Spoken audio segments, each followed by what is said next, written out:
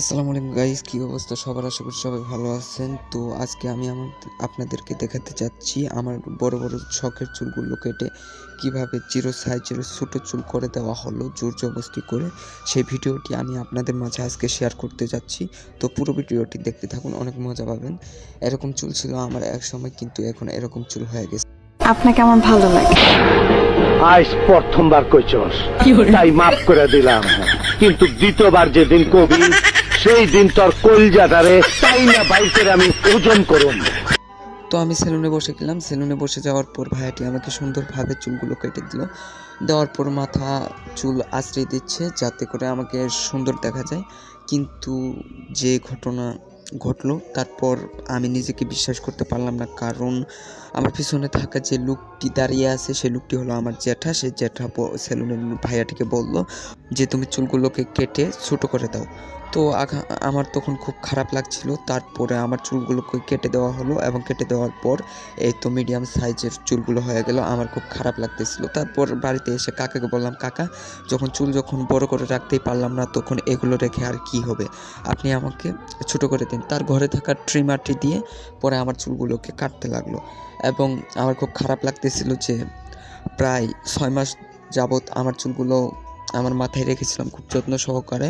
ভাবছিলাম একটু বড় করব, বড় করার পর কিছু ভিডিও বানাবো, কিন্তু তা আর হলো না। আমার জেঠু আমার চুলগুলোকে কেটে দিল। এরপর কাকা যত্ন সহকারে তার ঘরে থাকা ট্রিমারটি দিয়ে আমার চুলগুলোকে কেটে দিচ্ছিল। এবং আশেপাশে থাকা বাচ্চারা আমার অবস্থা দেখে হাসাহাসি করতেছিল এবং মজা নিচ্ছিল, এবং আমার কাকাও খুব মজা নিচ্ছিল এবং আমার চুলগুলোকে কেটে দিচ্ছিল। সে সময় খুব খারাপ লাগতেছিল, কারণ আমার শখের চুলগুলোকে এভাবে ছোটো করে দেওয়া হবে এটা কখনো ভাবতে পারি নাই। যদি ভাবতে পারতাম তাহলে আর মনে হয় সেলুনে যাইতাম না। তো পুরো ভিডিওটি দেখতে থাকুন লাস্ট পর্যন্ত, আমার চুলগুলো কি হয় এবং আমার চুলগুলো কেটে আমার অবস্থা কীরকম হয় সেটা তো প্রথমে দেখলেন। তো লাস্ট পর্যন্ত দেখুন আমার চুলগুলোকে কেটে আমাকে কীরকম দেখা যায়।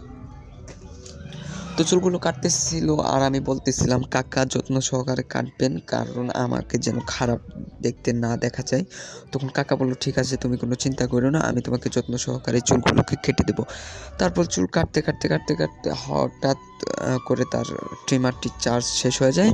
তারপরে আবার 5 মিনিটের জন্য চার্জে বসিয়ে আবার ট্রিমারটি নিয়ে এসে আবার চুল কাটা আরম্ভ করে দেয়। এবং সে খুব মজা নিচ্ছিল, বলতেছিল 6 মাস যাবত তোর চুলগুলোকে কাটতে চাইছিলাম কিন্তু কাটতে পারলাম না, আজ হঠাৎ তুই নিজেই এসে আমাকে বলতেছিস কাটার জন্য। আসলে আমার চুলগুলো ছিল অনেক শখের চুল, আমি চাইছিলাম চুলগুলো আরও অনেক বড় করতে। দেখতে দেখতে চুল প্রায় কাটা শেষ। তো এখন প্রায় চুল কাটাকাটির লাস্টের দিকে।